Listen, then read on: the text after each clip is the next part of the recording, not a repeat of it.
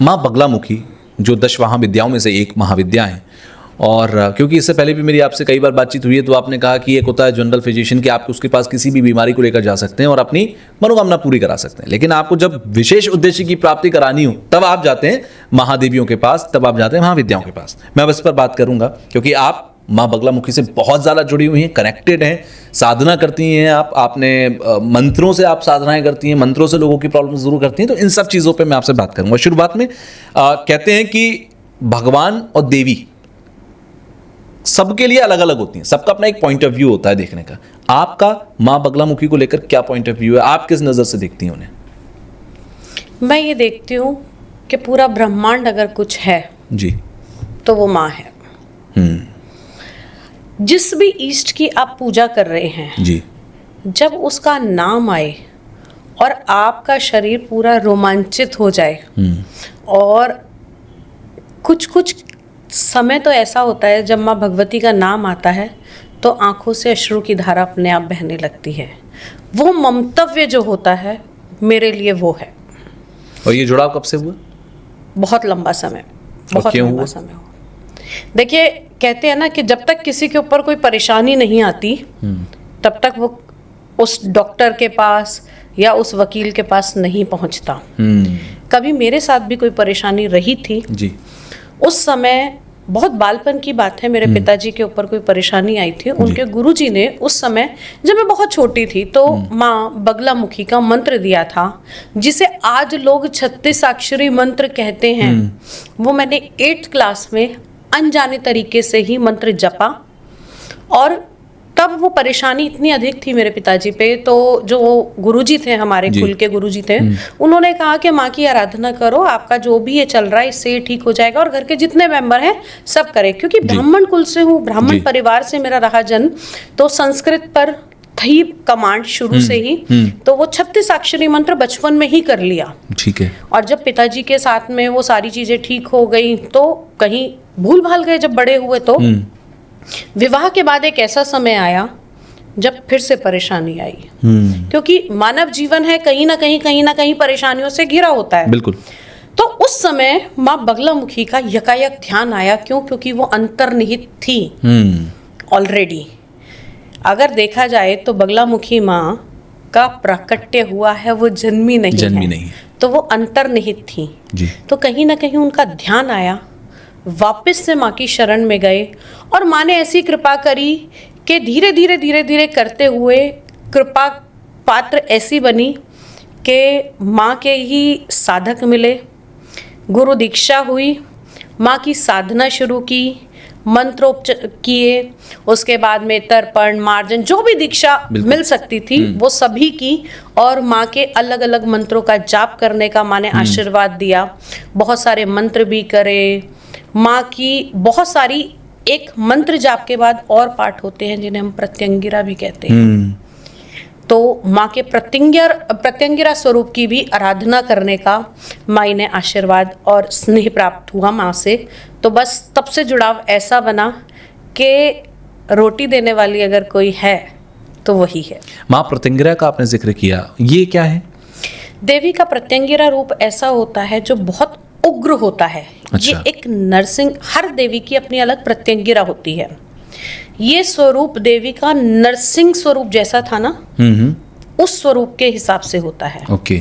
और माँ प्रत्यंगिरा की पूजा सभी को नहीं करनी चाहिए, क्योंकि प्रत्यंगिरा किसी भी चीज को वापस देने का काम करती है। अच्छा। प्रत्यंगिरा 2 प्रकार की होती है, प्रत्यंगिरा और विपरीत प्रत्यंगिरा दोनों। यहाँ मैंने जिक्र जरूर कर दिया है, लेकिन इस विद्या के पीछे कोई भी ऐसा व्यक्ति ना भागे जो पहले माँ बगलामुखी से दीक्षित नहीं है या आपने बगलामुखी के चरणों को नहीं किया है। तो कोई भी इसकी तरफ भागने की कोशिश ना करे पहले से ही।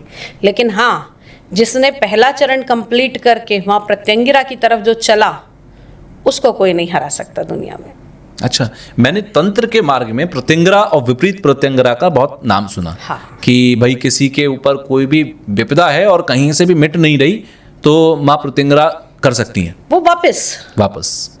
ये ऐसे है कि आपके नाम पर किसी ने कोरियर भेजा जी, आपने उसको वापस भेज दिया उसी के पास, उसी के एड्रेस तो पे। बस वो वही काम करती है। यानी कि ठीक है, वैसे है कि किसी के ऊपर किसी ने कोई तंत्र का प्रयोग किया, हाँ। और आपने माँ प्रत्यंगिरा के उपाय कराकर या हवन यज्ञ कराकर आपने उसे वापस उसी के पास कर भेज दिया, दिया। उसी के पास कर दिया। ओके। क्योंकि इसमें हमारा कर्म कुछ नहीं है, हम किसी का बुरा नहीं कर रहे हैं, बट हमने उस चीज को एक्सेप्ट करने से मना कर दिया कि हम ये चीज नहीं एक्सेप्ट करेंगे, it will be revert to you, क्योंकि इसमें मेरा कहीं कर्म नहीं हुआ, मैंने बिल्कुल। किसी का कुछ गलत नहीं किया, मैंने सिर्फ उस चीज को रिवर्ट किया। अब बहुत सारे लोग ऐसे होते हैं जिनका ये प्रश्न भी होगा कि क्या वो फिर से वापस नहीं करेगा, लेकिन प्रत्यंगिरा के पास वो शक्ति है, माँ प्रत्यंगिरा के पास वो शक्ति है कि वो चीज़ को वापस भी कर सकती हैं और वो चीज़ को भस्म भी कर सकती है, वहीं के वहीं खत्म। वहीं की वहीं खत्म। क्योंकि अगर देखा जाए तो ब्रह्मास्त्र विद्या की देवी माँ बगलामुखी को कहा है। अच्छा। और मैं माँ बगलामुखी की ही प्रत्यंगिरा के पाठ ज़्यादा करती हूँ। अच्छा, ओके। तो और बहुत बहुत अच्छे अनुभव रहे, क्षण भर में चीज़ों को वापस जाते हुए देखा है माँ की कृपा से, क्षण नहीं लगता और चीज़ें विपरीत हो जाती हैं। कहते हैं माँ बगलामुखी एक ऐसी देवी हैं जो मतलब कुछ भी दे सकती हैं। हाँ? लेकिन लोगों की सोच ऐसी होती है कि माँ बगलामुखी के विषय में देखूं या बहुत सारे जो 10 महाविद्याएं हैं अलग अलग देवी, उन लोगों ग्रस्त जो फैमिली लाइफ जी रहे हैं, एक सॉफ्ट लाइफ जी रहे हैं अपनी लाइफ में, उन सबका ये मानना होता है कि ये शायद हमारे लिए नहीं है।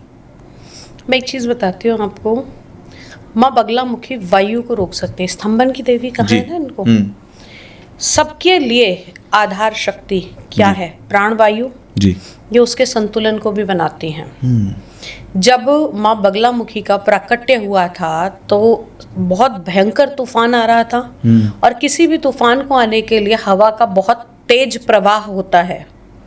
तब माँ बगलामुखी का आवाहन किया भगवान विष्णु ने, माँ त्रिपुर सुंदरी की, माँ आद्या शक्ति की आराधना की। तब सौराष्ट्र में हरिद्रा नदी, हरिद्रा सरोवर से माँ का प्राकट्यकरण हुआ। अच्छा। तो उन्होंने, जिन्होंने आकाश पाताल धरती को भी अगर रोक रखा है तो वो क्या नहीं कर सकती।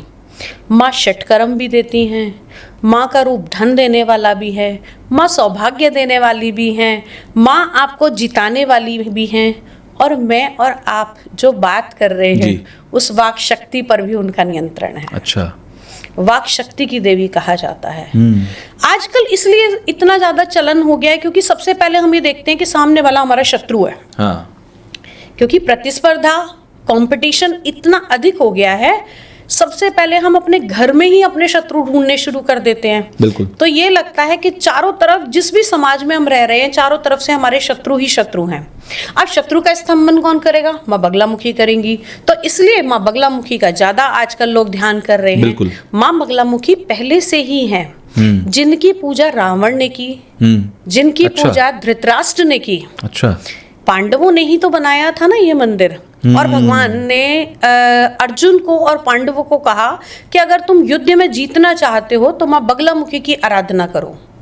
यही कारण है ना आज पॉलिटिशियंस, फिल्म स्टार्स सब आपको देखने को मिलेंगे। क्यों?